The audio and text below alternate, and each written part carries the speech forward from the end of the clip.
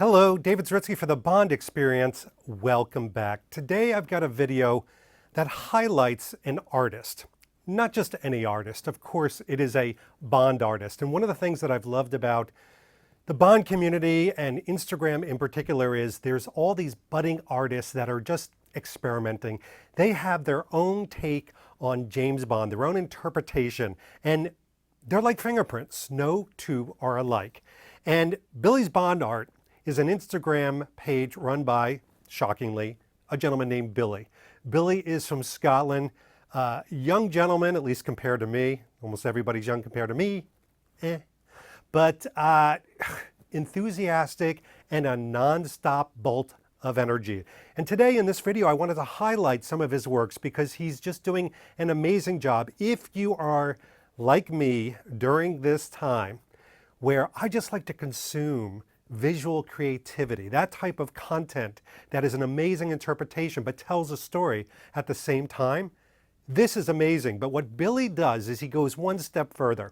He actually documents, yes, documents his creations. He shows you how he does them. He lets you come behind the mysterious curtain and watches how the Wizard of Oz puts all these pieces together. How does he think of these things? And then that would be enough.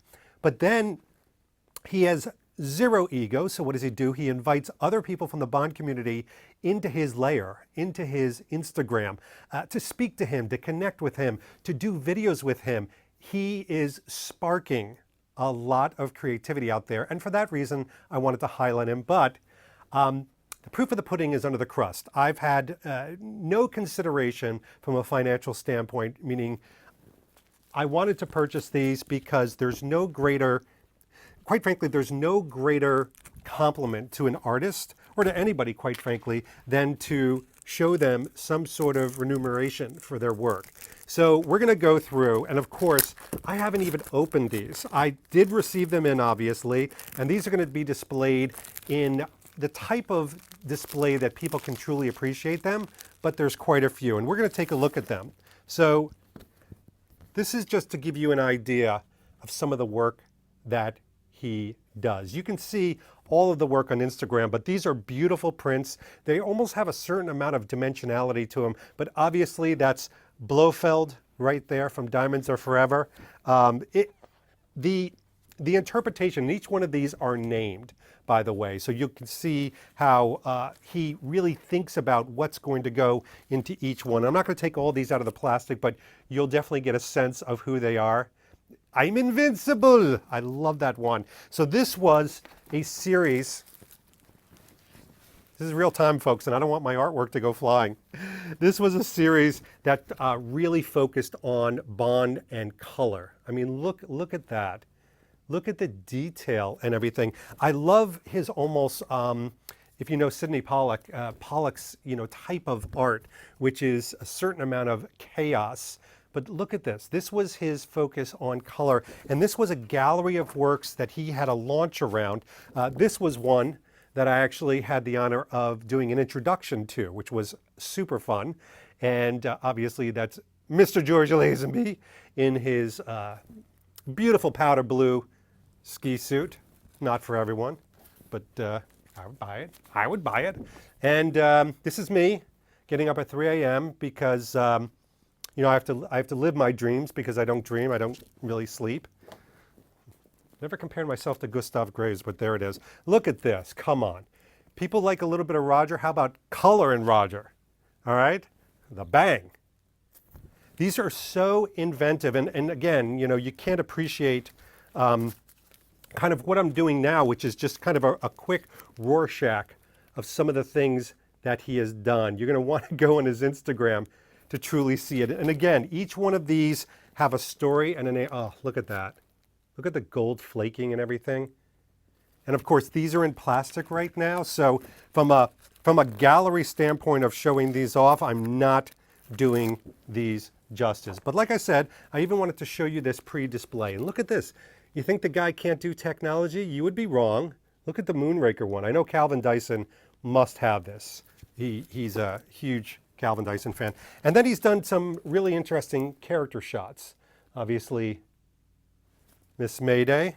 And by far my favorite, just because Daniel Craig, is this one. Look at that. Now, it's enough that he got the look and kind of the connection and the feel of this, but the colors and the overall feeling of Mexico City, when we visited Mexico City during Day of the Dead, this was the type of essence, the visual essence that you had all the time. It's a celebration not of death, but life within death.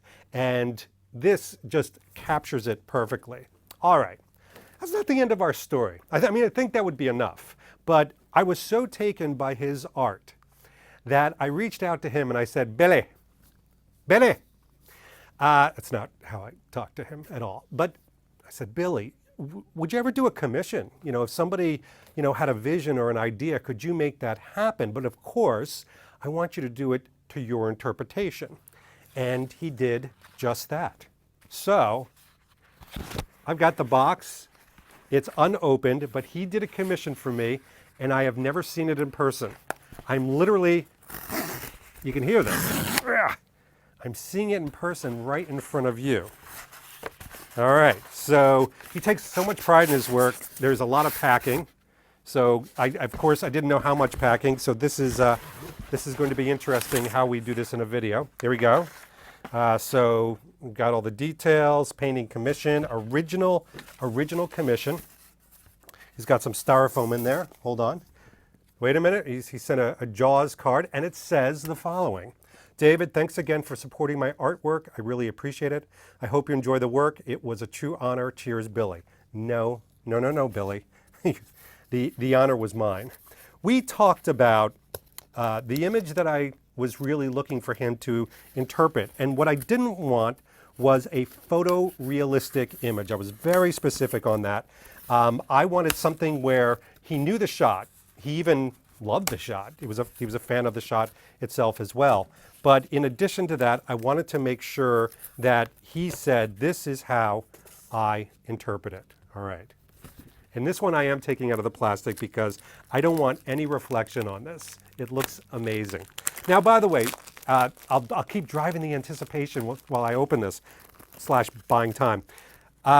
You know that I love that Tom Ford suit when I was on the set of London where Daniel Craig says good morning.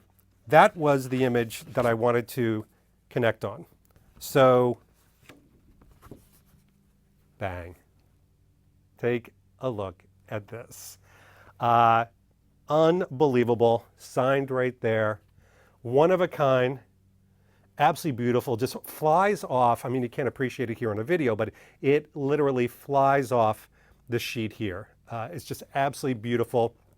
We'll do a side-by-side shot so you can kind of see what the original looked like. And of course, it's got the amazing Aston Martin. It's got the Tom Ford suit, the Benson and Clegg. It's got the sunglasses, the Barton Pereira sunglasses. It's got all the accoutrements. But to me, that is kind of the epitome. What I love, what he did was, because there's some vintage senses in this whole film, he put those wonderfully crazy polka dots in the back, which highlight these kind of drab colors, but also connects to the vintage aspect. I get it. I see you, Billy. I see you. Thank you so much. All right, I am joined by the man himself, the Van Gogh of Bond. I don't know. That's just what I've coined you, Billy from Billy's Bond Art. Yeah, well, you have both ears, so you've got to do something about that. That's it. There must be something spectre-y that I could do. Earlobes. That will be my Bond Van Gogh thing. Can you cut them off so you could be like Blofeld? Yeah. Exactly. Yeah, that's brilliant. No, thanks for having me. It's a pleasure to be here. I appreciate it very much. You're one of my top men in the field, the ambassador of the Bond community. Oh so my gosh! Thanks for having me on, man. You've got very low bars, so I'm so glad to be a part of that. No, that was very kind of you, and I'm a fan. I mean, I think one of the things I was most excited about with this conversation is as I'm literally a patron of your work in the sense that I think that there's always a compliment to an artist that somebody's willing to take their money, the compensation that they receive for their job, to give it to them because your work is amazing. I mean, it's not like something that just exists. You really, I know it's passion for you, but you work hard at it. We got to start at the beginning. Yeah. You're not an old geezer like me. How did you get into Bond? Uh, through a friend in primary school. So the short version of the story is there was, at school when you have that little moment at the end of the day where you get to play or whatever. This was Sure. primary five. I don't know what you call it, but primary school over here is when you're like 8 or 9 years old. Uh, so yeah, he was like guarding the play area, and he wouldn't let people in unless he had a secret passcode. And this is like my best friend, so I'm kind of getting through the queue into the play area, thinking, "This is my best friend. He's going to let me in, surely." And he's like, "I've got something extra special for you." And he pulls out this little Pierce Brosnan ID card as Oh. James Bond, like a little toy that he had. And I was just like, "Who's that?" Absolutely no idea who it was at all. And he sort of had a little moment where he's like, "What do you mean? Who is that?" "That's James Bond." And I'm like, "Means nothing to me, man." And so yeah, he put me down a little bit, like, "Oh, you don't know James Bond." And when you're like a little 8-year-old kid, you're kind of like, "Oh man, my best friend doesn't think I'm cool anymore." And so I went home and I was kind of like to my mom, I was like, "Who's James Bond?" This my friend at school was sort of having a go at me for not knowing who James Bond is. Who is this super cool guy? And it was around the time, I think it was 2002, so Die Another Day was in the cinema. Mhm. So I ended up having to beg to go and see Die Another Day. Like, this is going to be the best thing ever. My best friend Fraser thinks it's the best film ever. So eventually I went, and it was like amazing. It just blew me away, which is funny to say about Die Another Day. Yeah, Because exactly. ever since that one, it's kind of went one down in the rankings, another one down in the rankings, as you go through them. But for me, it has a place in my heart because it was the first one I seen. And 9-year-old boy, probably the perfect age to see Die Another Day, with no other Bond films to compare it to go, well, that's silly compared to that, because I didn't know. Yeah. So I think I seen Die Another Day in the perfect scenario for anyone to see Die Another Day. And without that film, I maybe wouldn't have, skyrocketed into Bond fandom. But I So it was think a very important film. I've got a theory on this. So tell me if you agree with this. To me, some of the more fantastical ones, like Die Another Day, which is, bonzo crazy, of course, Yeah. Moonraker, things like that. Those are great for that age group of 8 and 9 because it is like fantasy. It's not, the first Daniel Craig one where he's breaking people like potato chips over his knee may Yeah. not be the best thing for an 8-year-old. No, I totally agree. I think they're a very, very important part. And the issue I have at the moment is I don't feel Daniel Craig has one of them. Spectre is a little more fantastical, Hmm, but I don't think it really screams like amazingness to maybe an 8 or 9-year-old, like somebody right. that young. Whereas, Connery's got Diamonds and You Only Live Twice, these big sort of fantastical films. Lazenby, obviously, not so much, but he only had Right. one, so it's always hard to kind of say. Moore's got loads of them. You could Loads. all, almost all of them are probably in ways suitable for kids, in ways also very not suitable for kids. Yeah. Um, Brosnan kind of has it in Die Another Day. Dalton again, not so much, but The Living Daylights you could maybe show to someone, maybe not an 8-year-old, but a touch older. But they're there for when the time comes. But the Craig era has now been the longest era. It's still odd for me to think that, but when I went to see Casino Royale in 2002, I was what, 12 or something. So like, Wow. 2006. Sorry, it's like, yeah, 12. So like young, and that was the second Bond film I ever seen in the cinema, obviously, because Die Another Day was the first. Right. So it's kind of been my whole life as a Bond fan, really, apart from the first 3 years or 4 years or whatever it was. So it is a long time because it feels like I've Yeah. been a Bond fan forever. I can barely remember the time when it wasn't. So You know, where does the intersection of Bond and art come into play? Have you always been an artist? Did Bond spark that? Talk to me about that. so I've been doing art for quite some time now, most of my adult life in some way. Maybe in the last 2 or 3 years, really getting into it more as something that I want to do and want to spend a lot of my time on.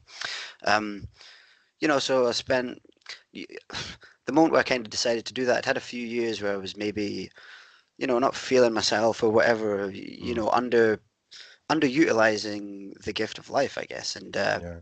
procrastinating a lot, kind of just going back and forth from work, etc.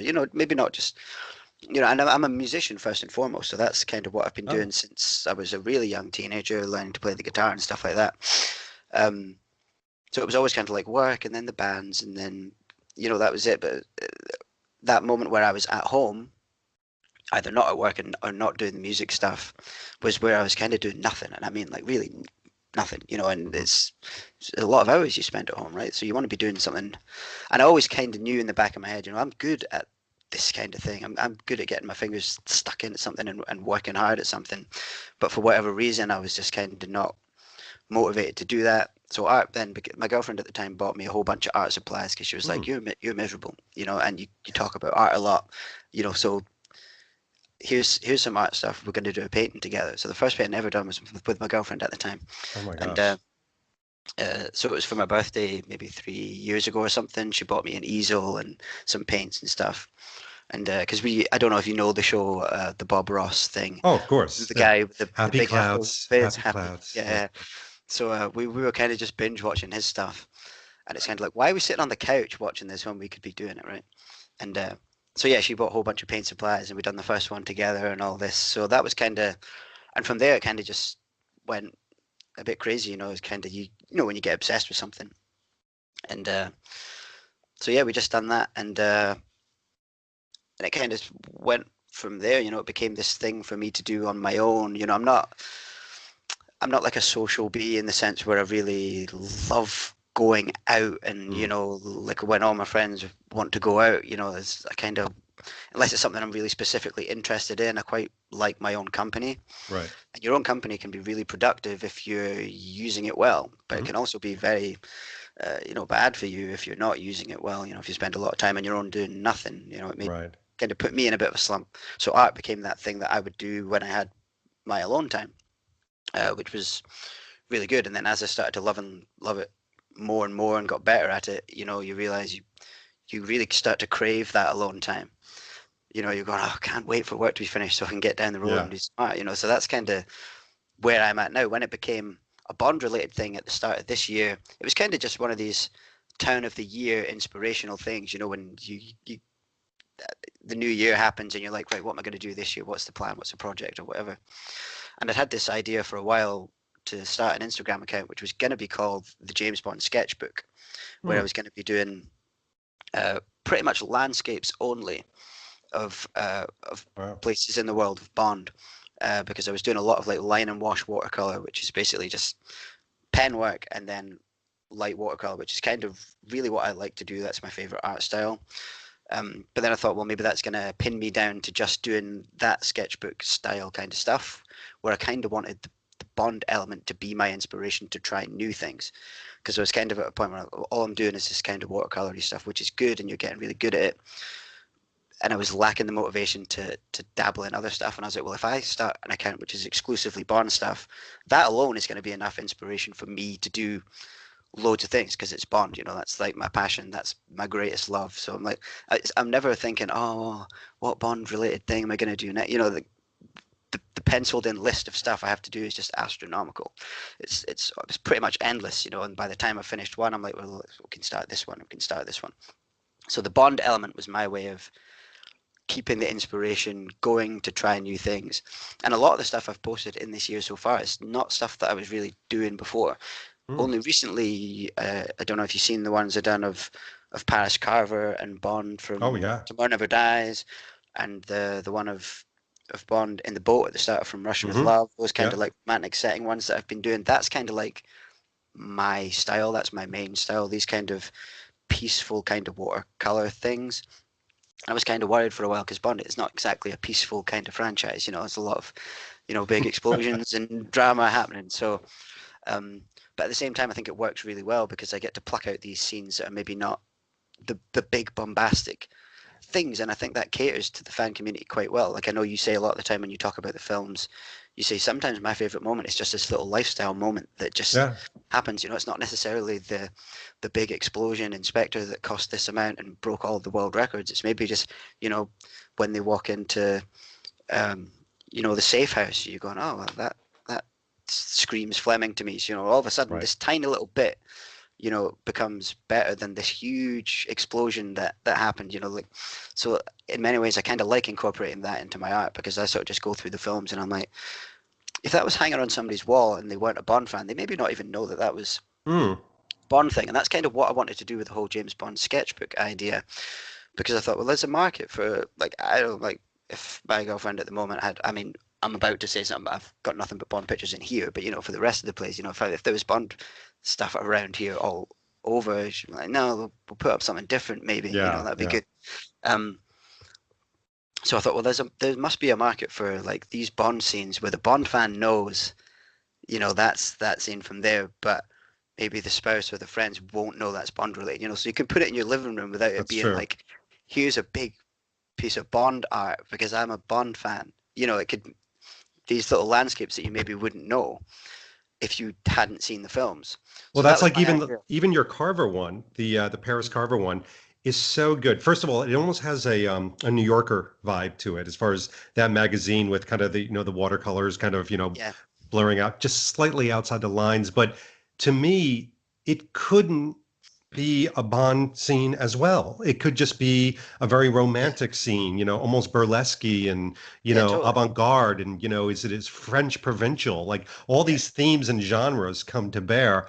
And it's that invisible wink, like you're talking about, like we talk about totally. so much in That's the it. Bond Yeah, yeah, community yeah. of like, 90% of the people walking in your house will be like, oh, that's a nice, appreciative piece of art. The 10% that are in the know are going to be like, is Yeah, that yeah. It's that and very, it's yeah. even the defining, and I'm just going to call this out because you're an artist, you're visual, the defining butt cheeks, Yeah. on Terry Hatcher, are Yeah, I just mean, I don't there. want to say that that's the reason I chose that scene, but it's Oh. it's a big selling point. It's probably a big selling point for why a lot of them sold as well. But that's the way it is. That's we can appreciate a nice bum as Bond fans, surely. Oh my My gosh, my it's girlfriend my has that body. one up in her room. You Ah, know, perfect. back at her mum's house. So she's not a Bond fan by any stretch of the imagination. She's always gone on to me about how he's a sexist, misogynist dinosaur. And then she's buying the art with the bum cheeks on it, and I'm kind of like, yeah, something's Yeah. working. He's our lovely, fallible anti-hero. I have to ask you a question on interpretation because one of the things that I think everybody's been enjoying with your artwork, the reason people want to own it is because it is not a photorealistic Mhm. picture of a moment in the Bond franchise. And by the way, to those artists that do that, hats off to you. It's amazing. What I Oh love yeah, is I that, wish I could. right? I mean, but you do this amazing interpretation, and then there's usually some other aspect to it where there's Mm, just, there's some sort of like almost like bombastic synapse fire yeah, of a brain going on. I think of the Blofeld one, for example, where you have all these colors yeah, exploding, and even the Lazenby one, where he's in his, blue skiing jumpsuit. yeah, There's yeah. crackle of energy. Where do you get your inspiration for obviously the event itself, but then everything around it? Well, the main thing I wanted to do with the Bond and Color exhibition, which is the pieces that you're talking about, these really bright, bold ones that I was doing, which I presume you're talking about in this video because I know that you have those ones. Yes. Um, the first and foremost thing that I wanted to do, I wanted to have some kind of conceptual element to the exhibition that set all those pieces apart from the other stuff that I was doing at the time, and I wanted to bleed in. Like, I was kind of new to the Bond fan community at this point. This was maybe the June I done it, the start of June, Mm. end of May kind of time. So I'd only had my account for 4 or 5 months. I'd done bits and bobs, but this was going to be like my first kind of, event. I know, how people do their own events. I was Yeah. like, well, let's do something interesting here. I can't get out of the house to do anything. I can't, I have to do something here to utilize social media as much as possible here. So I was like, well, I'll just do some kind of online exhibition on Instagram. I hadn't really seen many people do it. I mean, I did steal the idea from someone I seen do it, but like, it's not something that I've seen in the Bond fan community yet, which is interesting to me because there are so many Bond fan artists out there. Like, my feed is just absolutely chock a block with them. So I was thinking, well, what can I do that's going to maybe set these pieces apart, or just give me reason to present them and talk about them a little bit more, other than just uploading Hmm. the photo, which is great. But for these ones in particular, I wanted to be able to speak about them because I had this concept, and the concept was obviously a lot of 2020 has been, a bit of a downer for Bond fans, and I know the community's come together and done a lot of great things because of it, and I'm really grateful for that. But at the end of the day, it's not been the greatest year in history, 2020 thus far. But what I was constantly seeing on my feed and on Twitter, on Facebook and stuff, was just Bond fans turning it into a positive. They were going, well, this has happened, but what can we do? With the events that you were doing, well, let's bring all these people that need Bond action who aren't getting it together to do something. So the way I kind of interpreted that artistically was to turn something negative into something positive. So what I was actually doing, I was kind of painting and drawing everything in that exhibition in the wrong color. So if a color is turned negative, like kind of like an X-ray, you see all these dark colors. But when you flip them, they would look like normal colors. Like usually how you would do it, you'd paint normally and then turn it into negative, and it would give this kind of dark, kind of vibrant X-ray like effect. So I was like, well, wonder if I could do that in reverse, and paint everything that I wanted to be white and black, and paint everything that I wanted to be in blue, and all this. I had to make a whole big color palette thing of like the wrong colors and kind of write it all down. I don't know if I have it to hand, but say this big sheet of paper, like everything you want to paint in light blue has to be dark red. Like everything was the opposite of itself.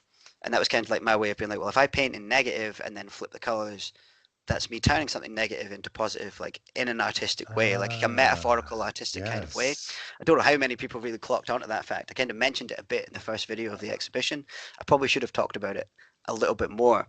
So like all these pieces are kind of like finished digitally. So I don't have an original version of any of these pieces because they were all, loads of little different mini things pasted together and then some digital stuff as well. So there's no originals of those pieces, but I've got like a big stack of like the little original artworks that were put forward to each piece, and they all look terrible because they're the wrong colors, right? So everything that was bright is dark and all this and that. And I really wanted it to be bright and kind of happy looking and vibrant and exciting. So that's kind of how I done that, and it's kind of interesting because I wanted everything to be on a black background so that the background was the darkest bit, so everything else on it was bright. Yeah. And if you're working on normal paper, white paper, that's always going to be the lightest part. There's nothing you can do about that. So I was like, well, I'll be able to create even brighter pieces on black than I would be on white, which in itself is kind of interesting because you think, well, white's super bright color, right? So when you obviously turn these colors to negative, the white paper just turns instantly pitch black, like totally black. So all the other colors just bounce right off the page, which is why these artworks look super duper bright. Even though they all have black, most of them are black. It's weird. Like, Yeah. but anyway, that was kind of like they're vibrant. yeah, and vibrancy works better on a black background than it does a white background, I find. And obviously, using watercolors, a quite translucent medium, you can't just buy black paper and paint watercolors on them because they just disappear. So that was kind of my way of being able to create, like, they don't look like watercolor pieces because they're so bright. You don't really see that kind of thing in watercolor. Really, a lot of watercolor is really pastel, kind of soothing, kind of style, which I really like. For this, I was like, well, let's just do something different. Let's do something bold. So that was kind of my main idea behind the exhibition. And I didn't talk too much about that. I kind of wanted to talk about the Bondian side of stuff because, people maybe know more about Bond.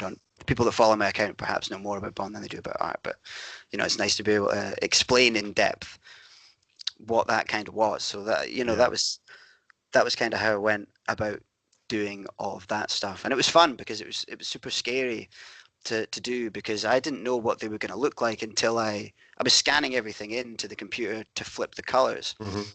So I had all of this work to put forward towards this piece, and I really had no idea what it was going to look like. I was like, well, are the colors actually going to flip nicely? Is it going to, when I invert all the colors, is it going to look good? Is it going to look bad? And there was quite a few of them I'd done, and I was like, I just instantly wasn't happy with, and I'd done quite a lot of painting towards it, and then I scanned it in and flipped the colors, and I thought, nah. But some of them just worked instantly, like that Blofeld one, which was the first one I done. I was really just experimenting with the idea, and I didn't know I was gonna do an exhibition of pieces like this at this point. I was just doing that one as a one-off at the time, and I just liked it so much instantly. I was like, oh man, I want to make another one of these. And then I was like, I want to make another one of these. And I had 2 weeks off from work, kind of during the preparation stage, which I pretty much just spent locked away making these. So I made them all in about 2 weeks. So it's 10 Cool. hours. It's a lot, really. I spent a lot of time working on them in a small space of time. So yeah, it was an interesting thing, and it was kind of Bond fan art in a style that I don't think you normally see. It's not exactly a traditional style. It's not a traditional watercolor style, let alone a traditional Bond fan art style. So it's something different. I wanted it to capture people's attention, and it worked well. I got a lot of followers from it. I got a lot of great feedback, and I was really delighted with how it went because I was really just winging that. That's not a style that I'd ever done before. So I was totally in the dark myself about how they were going to go down. Well, there were two things that I really liked about the whole event, and even subsequent things that you're doing. Number one, the event was well thought out, that there were reveals. It almost looked like Mm, you were going through a virtual gallery and revealing piece by piece, day by yeah. day. So there was this expectation. It was like a Netflix series, but in a visual Right. way. And then you had videos around it and explanations and guest Mm, stars. I mean, it really truly felt like an artist convention. It was so amazing. And then the second thing is, and I think this is part of your business model, which, I mean, you'll never retire from it, but you really do embrace the Bond community, that, anyone and everyone can own a piece of your work. I mean, mm, literally, you charge 10 quid. And I, yeah. I, I have to be totally transparent with you. When I got your first series in, I expected to open the package and have these flimsy little, Xerox copies, that you had gone down to the Mm, local, office shop and been like, give me 1,000 of those. Here's your 10 cents. yeah. And the stock of it is so sumptuous Yeah. and Super and heavy. Yeah. thick, and you honestly could display these without a frame. I mean, that's how nice they are. And I was Mm. blown away, and I said, I mean, excuse me, I said to No, myself, it's fine. Billy's taking a bath on these. That's Like, he's charging 10 quid, and so this must be for cost. I've got people everywhere, man. Yeah. We have friends in the right places to help out with there's certain things in the art world, and I do make money off them. It's not loads and loads and loads, but I've always kind of been a believer that if you're starting something brand new, you dip your toe in the water and see how it Mm, goes before you start rinsing people, right? And I like art to be affordable. I'm not made of money, and a lot of the artwork I love out there is it's just not purchasable for me where I'm at currently. right. And the amount of art I see, I go, oh, I wish I could have that. I really wish I could have that, but I don't have this kind of money to be spending on art. So I do want it to be affordable, and at the same time, like unlike a lot of the other stuff I do out with Bond stuff, I get this real excitement of a Yeah. Bond fan having my Bond related artwork in the house. Like I know how that feels. I know. So a lot of what I do with the Billy's Bond art account is it does come from the Bond fan side, perhaps even more so than it does from the artist side. Mm, But in many ways it works because it gives me a foot into the door into the exact kind of demographic of people that I want to appeal to. So I do want to make it affordable, and the quality of them is brilliant. And I have friends that can sort stuff out for me at a good price. So I don't have to charge too much. I also don't want to at this stage. Obviously, prices go up with demand. So as things get better, hopefully I can start to make a little bit more money than I'm making from it. But at the same time, I'm totally delighted with how much money I have made off it in the first half of the year. oh, So good. it has been good. I don't want you to feel like I'm really over here spending my money on the prints and then getting the money back from the people. There is a profit margin there for sure. It's not ginormous, but um, at this point, I really just want to get myself out there, have people own some of the stuff. Yeah. But in the last couple of months, it's been just really good. Um, so we'll see. We'll see how it goes. So for those It's, listening right now, go get his early works before they become, $250 a pop and things like that. yeah. Just quickly now, now, Well, now. well, I have no originals left at all. So Mm, all the original paintings that I've done that you've seen on the account are now gone. I don't have any of them left, which is great, yeah. because considering my New Year's resolution at the start of the year was to sell one Bond art, one piece of original Bond art to a Bond fan. That was my New Year's resolution. Wow. I was like, if I can sell one of my original paintings to someone that I know is truly a Bond fan, from a Bond fan to a Bond fan, to buy one of my paintings and see that up on somebody's wall, that was my New Year's resolution for the whole year. Oh my gosh. I've sold like, well, quite Well, a fair that few. Every original piece if you scroll back on my Instagram, every original piece is sold. There's prints left of a whole bunch of stuff, but all the originals sold. So I was like totally overwhelmed by that, and when you get into your head all of a sudden, like, this is great. This is something I could really commit more time to, and it's been really inspiring. And as the years went on, I would maybe spend an hour on art a night, and then I'd get in from work and I'd spend 2 hours on art a night. And now it's like almost the moment I get in from work and drop my bag, I'm like straight through working on stuff. So it's inspiring, and it's doing well, and it's quite overwhelming to me because a lot of the artwork I'd done before, like I've had art accounts and stuff, but not in the way where I try and post almost daily like I do with the Bond account. So a lot of stuff I was doing before was like for friends, for family, this and this, fun stuff. Wasn't sure. like wasn't anything that I thought of as a viable business, But the last, I think in July I doubled my wage entirely.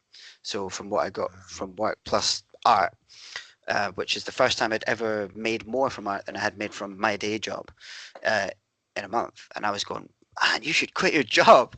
Like, obviously I'm not going to at this point, but all of a sudden it was like, wow, this is a viable income that you're kind of Absolutely. getting. Obviously it's not guaranteed because I've had months this year where I made anything, so that's just kind of the nature of the art, but if you can make enough of it, you can sell enough of it, and all of a sudden it's like real money, like you said Yeah. about profit margins. Like I think from the £10 print, I'm maybe making £5, like which is, it's good when you sell a whole bunch of them and stuff. But from the original pieces where the materials cost me maybe, I don't know, 10-20 quid maybe for the one sheet and the paints used, and sell them for, a decent amount of money, all of a Right. sudden you make pretty good money, so.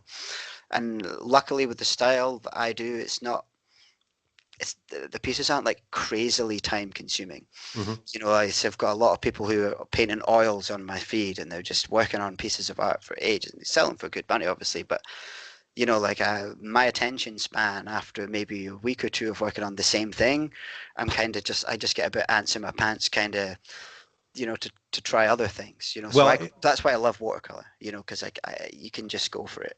yeah, so I want to talk about a piece in a second in general, but you hit upon something that I'm a true believer now. You certainly are an incredible creative individual. I do my own type of creation. I mean, I see my videos as like little Mm. mini, movies, if you Oh, will, of or course, yeah, shows. And 100%. so I think we're of the same cloth in that, people say to me all the time, they're like, don't you ever get like tired of it? Or, don't you ever run out of ideas? And I want to say to them, run out of ideas. Like I have a queue of ideas Oh that are yeah, just swamping my brain. As soon as I'm done with one, three more crop up. It's like a hydra. You chop one totally. off and four more grow back. And it seems like you're Yeah. the same way. Like just as you're finishing that last stroke, you probably have the next two Oh yeah, ideas. yeah. I'm working at the moment probably about 15 ideas ahead. You know, I've just, it's crazy, and also yeah. So I'm kind of always thinking of stuff. Even a lot of the time when I'm painting one thing, I'm thinking about the next one. And I kind of, when I come to the end of one piece of work, before I really finish it off, I usually sketch up stuff for the next one, almost so that I allow myself no time in between at all. I'm kind of like, well, I don't want to be having like 2 days off from, in between. So like, Yeah.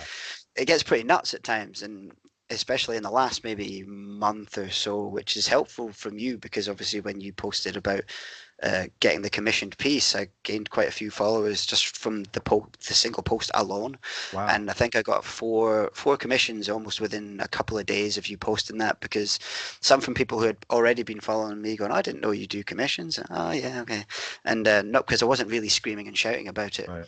Um, and then a couple from people that had just kind of followed me and then instantly messaged me saying, "Oh, I follow David, and I seen that you've done a commission. Would you do one for me?" So like a couple of days after you posted that I was even doing one, I wasn't even finished at that point. It was the picture you put up of the half finished Yeah. artwork, and I think I had four new commissions, and you know a couple of days after that. So thanks. You've got many more You're followers than I. welcome. But it matters. To me to get that kind of clientele because it means I get to do more paid Bond artwork, which is literally the dream. Yeah. So it does help me a lot, and it buys me food and a Food roof is and good. stuff. So like it really does Yeah. matter to me that people like yourself who have many followers and can make a big impact in the community, support people like me, kind of creatives that kind of rely on it and spend a lot of time on what they do, and kind of like all creatives deserve probably to be paid more than they do get paid, and it's just the nature of the beast. But don't get me wrong, I love it. And Yeah. so yeah, I'm kind of always working a fair few pieces ahead. And at the moment, I don't know if you've heard of Inktober. It's kind of like a I social did. media sort of challenge thing that It's happens going to kill you. every October, where artists and creatives, paint something or draw something or make something every day in October. So I'm kind of laying the foundations of my Inktober challenge, which is basically the James Bond sketchbook idea that I had for the whole account. I'm Right. kind of now compacting that specific idea into October. So 31 watercolor artworks in 31 days of Bond locations. So I'm kind of going through all the Bond films, picking out kind of things that I want to paint, and they're not going to be big, super in-depth artworks, but luckily for me, a lot of the stuff I do isn't that anyway. So I can almost, well, I don't want to speak too soon in case it all goes wrong, but I can almost create an artwork to the standard that I would anyway Hmm. in a day. Like I can make an artwork in a day very easily. The problem is going to be every day for 31 I know. days, so I will be able to make art to the standard that I usually do. It's just I'm going to have to do it 31 days back to back, and that's going to be uh, pretty crazy. So, but I'm excited for it. I quite like the idea of pushing myself. I like doing silly stuff at the end of the day. It's a You know, significant commitment, but one of the things that I think everybody, for those that don't follow you yet, you'll see it if you go back. You often do videotape and document your process and you working on it. You've done live streams on yeah, Instagram where you're actually talking to the people jumping on the Instagram and then obviously yeah, doing the work. So it's going to be interesting for me as a fan of yours to watch you in October because listen, you're human and people have good yeah, days and you have bad days. You yeah, get really bad calls. And by the way, you get sick and you get angry and you get happy. And I'm wondering if the art is going to be reflective. Like, are you doing something from, Jamaica and it looks like, there are just, explosions everywhere because you're yeah. pissed off that day? Yeah, yeah. Well, the idea really comes first and foremost from the James Bond sketchbook idea I had. So it's all going to be locations, and I've decided on that mainly because I don't want too many to have to paint too many faces that have to capture a likeliness, because that for me is the most difficult thing in art. Every single time I post a painting of someone and you can tell who it is, I'm like, yes, you done it. So like I feel a lot more comfortable doing landscapes and set pieces and stuff like this. Yeah. So that's kind of the reason I chose that, because I didn't want them to be too difficult. I wanted the most difficult thing about it to be the fact that you're doing 31 artwork Hmm. artworks in 31 days. I don't want anything about the artworks to be harder than that, because that's already ridiculous and going to be difficult. Um, so yeah, it's going to be soothing, uh, calm watercolor locations from Bond films. I'm going to try and not do too many like evil layers and stuff like this. I want it to. I want to be able to do them kind of stress free, and for them to be easily consumable Mm. artworks, laid back, relaxed. The beaches, and that kind of thing. Yeah. The open plains, and some of the London scenery and stuff. Stuff that you can look at, and it doesn't need to be this dramatic, Right. overblown, this is Bond art kind of thing. I want them to be quite soothing, kind of, Bob Ross. yeah, yeah. Obviously not to that extent, but yeah, yeah. I want them to be, yeah, as Bob Ross would say, they're happy little artworks. You know, That's right. I want them to be nice, and hopefully that will allow me to stay calm throughout the process. Yeah. And you know, I think obviously ones where I have a full day off will maybe be better than the ones where I'm working all day and trying to do it in an hour before I go to bed. You know, Yeah. so uh, we shall see. Some of them will be probably really good, and some of them maybe not so good. But that's Oh, kind of the whole part of the challenge, right? So. no happy shark pools or anything like that. Just Well, we'll that's see. funny. You know, like I've been going through the films trying to pick 31, and obviously you only have 24, 25 films depending on what you want to do. So it's surprisingly difficult to find a moment of calm in a Bond film that is like a for how picturesque a lot of the settings are. There's a lot of drama in a lot of them. You know, so I Yeah. kind of I have a list of maybe 20 or so that are definites, and then other ones are going to be a bit more kind of weird and wonderful, which is good. You know, like I really want to do Dr. Kananga's underground base because you know there's something about that I find really nice. You know, he's got a nice looking base. You know, it doesn't scream apart from the sharks, right? It's quite nice looking floral. Yes. You know, like it's a picturesque, almost greenhouse like setting that he's got for himself, which I like. So I'm gonna maybe do that one, which is obviously an evil layer, but also it's not gonna be like I'm not gonna do the volcano layer or anything like this. I've kind of Mhm. you know I want to keep it soothing for the Yeah. most part, but we'll see the you know. But then Nice. I obviously want to have a bit of variance in it, so it doesn't feel like I'm posting you know the same kind of thing every day. But we'll see. I Can't kind of want to wait. keep it, I kind of want to keep it loose as well. I don't want to be doing too much pre-preparation because the more pre-preparation you do, if something goes wrong, you're like, oh, that's not what I wanted it to be. So I do quite like the idea of just sitting down and being like, right, today's piece, what's going to Yeah. happen? You know, we'll see. In 2 hours' time, we'll see. Is it going to be brilliant? Is it going to be rubbish? We don't know. I You know, love the like I'm drama. cool. Yeah, that's the exciting part Yeah. for me. And I'm not. I don't beat myself up too much over you know failed projects or if something's not as good as Good. something else. You know, because there's no point. And first and foremost, I do it for the fun of it. You know, it's not like. I mean, hopefully, I will put them all up for sale. You know, because I like the idea of just being like, here's 31 new artworks. You know, like and just throwing them out to the world to see who wants them. But yeah, I don't beat myself up too much, and you know, I don't spend crazy amounts of time. I mean, you'll know the commission I done for you. You know, I'd like to think it was affordable. You know, so Extremely so.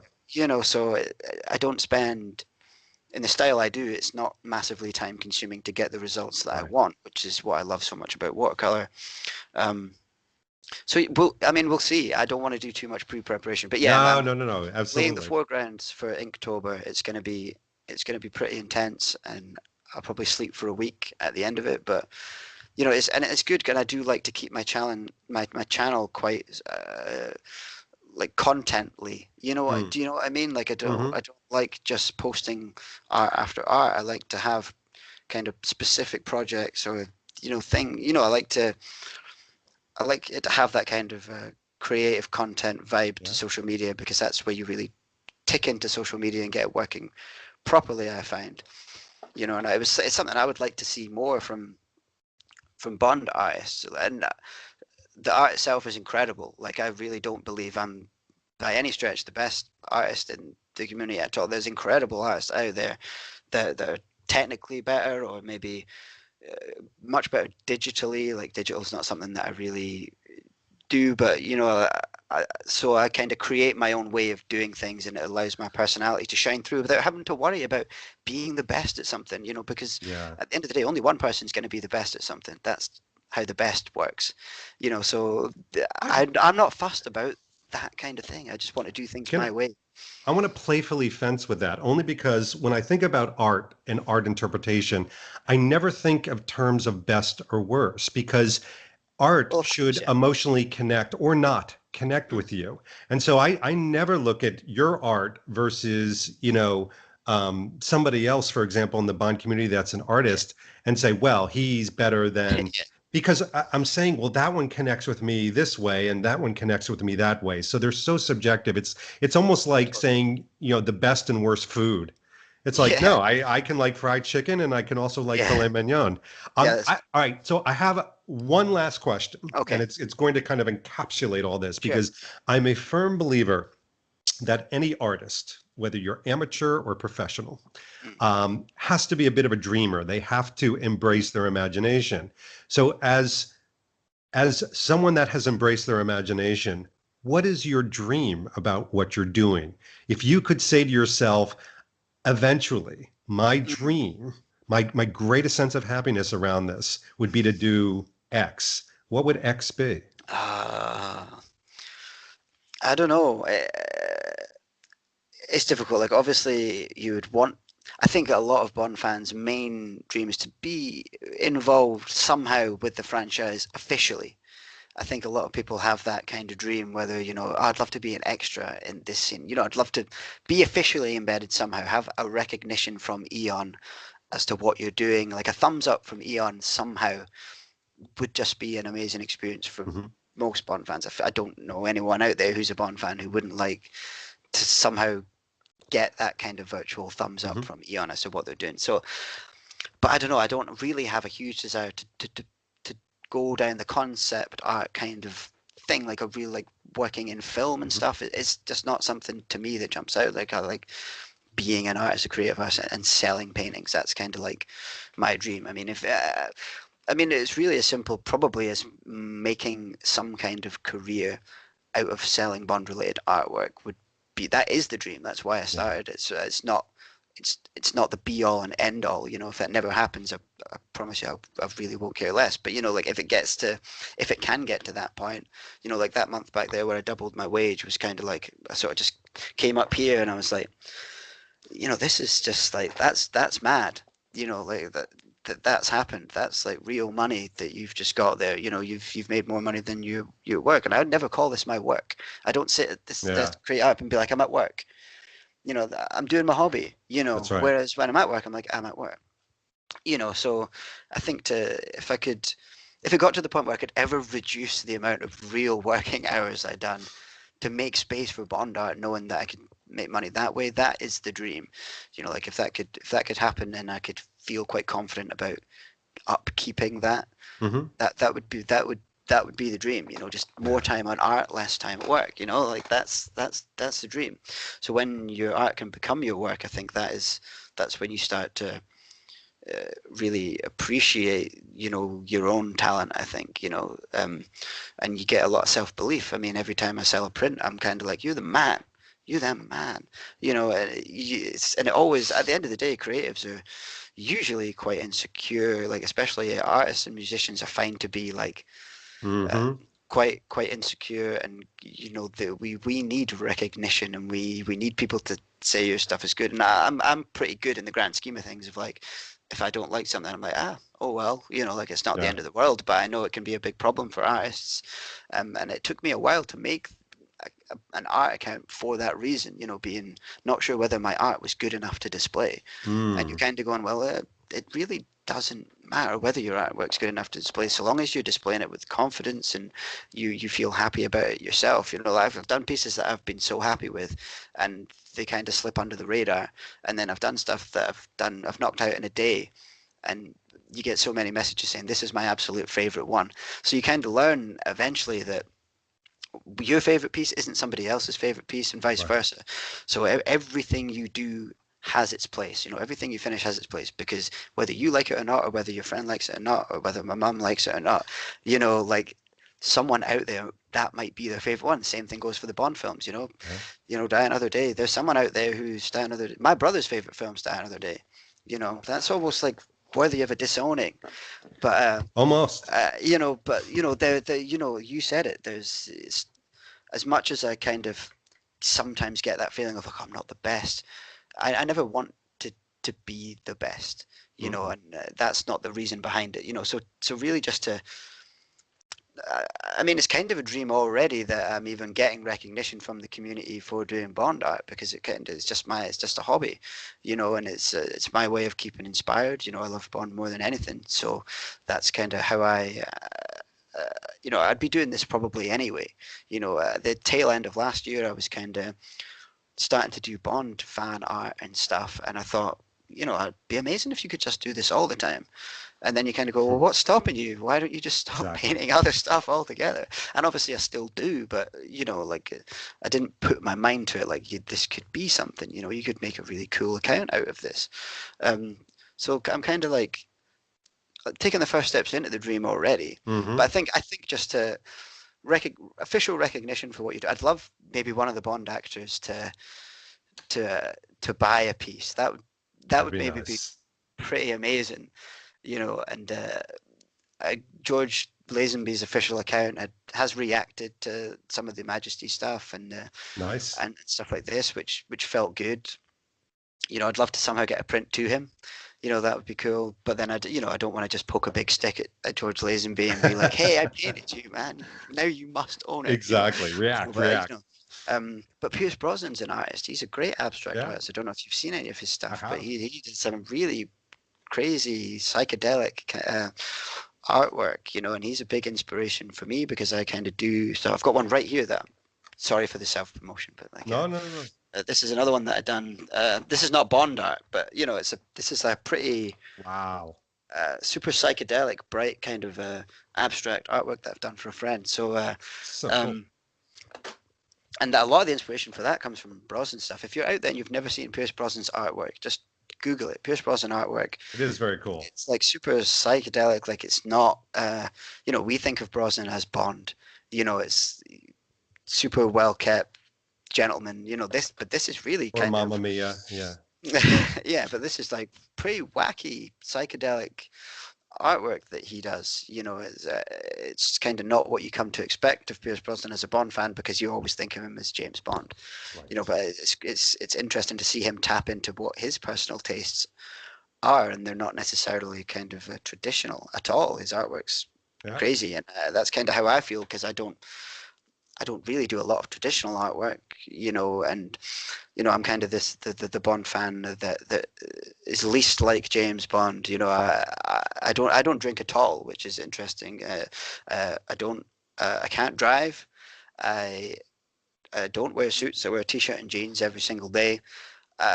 So the Bond lifestyle But is you're a that. womanizer, so I mean, you've got that going for you. Well, I don't know if my girlfriend's waiting at the door, but we'll not say too much about it. But um, certainly not anymore. Not that I ever was, but No. so I don't feel like I'm one of these guys that really lives the Bond life for how much I love the franchise. Like it's everything to me, which is but I don't tap into a lot of these aspects that you can do, which is why the art is so important to me, and doing things a little bit differently as an artist is I've rambled. I'm not even talking about the question anymore. No. But what I love about this is that you found your outlet. Like, everybody Yeah, finds their outlet. Like for me, it's the lifestyle. For of you, it's course. the art. And no, I just want to thank you because, your passion and outlet has allowed people like me and countless others, and probably a lot of the people watching right now, to really enjoy something very different. So keep doing what you're doing, man. Glad, yeah, and you have to do things your own way. I've always been a firm believer of that. I couldn't make a Bond account about the Bond lifestyle because I wouldn't know about it. And it's not that I'm not interested. It's just not. It's not personally the way that I want to express myself.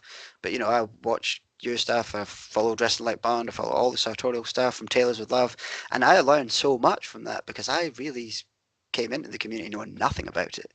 I couldn't tell you the suit that such and such wore here or there, what watch was. Don't think I've ever worn a watch in my life. So like I learned so much from that, and I feel like a total outsider in that whole aspect. So there's so much for me to dig into there, Whereas if you follow nothing but art stuff, obviously I follow loads of art stuff, but like the, you start thinking of that differently. You're looking at that from the point of view Yeah. of an artist, right?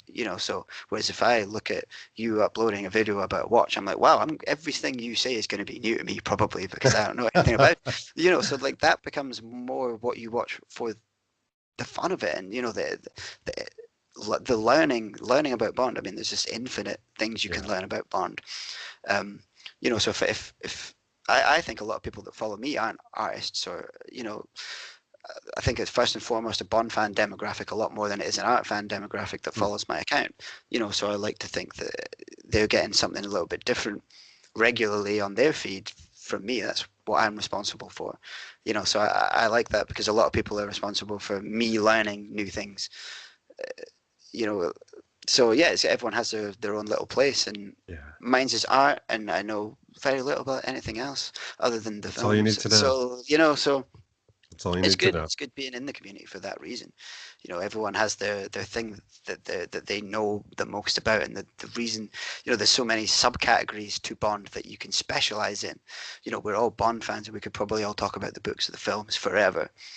But then one person would be able to talk forever about, the sartorial side. Someone would be able to talk forever about the cars. Someone would be able to talk forever about the posters, forever about the behind the scenes stuff, the crew, the cast. Everyone has their own little thing that they know so much about, and it just makes for an amazing conversation. And you see it yourself in the events that you've been doing. You've got teams of people, experts on their subject, but it all falls under the Bond banner. It's never straying from James Bond. Yet there's all these people that are incredible experts in a certain field. So, and I don't even feel like an expert in the art field. I'm just doing my thing. But over time, hopefully I can get into that. And I've been kind of reading up on Bond art and the artists behind a lot of the old poster work and stuff like this. So I'm trying to educate myself now specifically on Bond art and some of the artists who've worked a lot in Bond. And yeah, so it's good. It's a good learning experience for me. And no one knows everything. So True. So yeah, it's been. I'll tell you what we're going to do. We're going to put all the links below, all your information, and people can go watch you on a regular basis, especially Thanks, getting David. you all prepped through September and ready for October to see the marathon. Yeah. It'll be interesting to watch. But thank you. Thanks for your time today. I really appreciate it. Thanks for having me on. It's been a lot of fun. And thanks for everything you do and for supporting the art. You've purchased most of my stuff in some way, all the prints and stuff. So, it's really nice to have you around. I love what you do, and thanks for the support, and thanks for having me on. And if anyone out there wants to follow me, please do. It's just at Billy's Bond Art on Instagram. That's the only place. I've got a Twitter now, actually. I made a Twitter the other day. Don't know anything about Twitter, man. It's a nasty, toxic place. But I've decided to follow exclusively Bond stuff, so it's going to be brilliant. Billy, this was amazing. He's doing a lot of different things with lines and colors, and you never know which direction he's going to go in. He's working, for example, on a very big project right now. Head over to Billy's Bond Art. We'll put the link. We'll put his social channels below. Go check him out. Support these young artists. They're amazing. I'm in awe.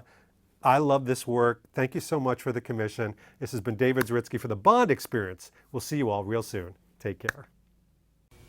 Thanks for watching this episode. If you want to be up on the latest from the Bond Experience, just click on this subscribe and subscribe to our channel. You're going to get all the latest and greatest information, plus some exclusive content. And by the way, speaking of content, here's something especially for you, just because we know you. Talk to you soon.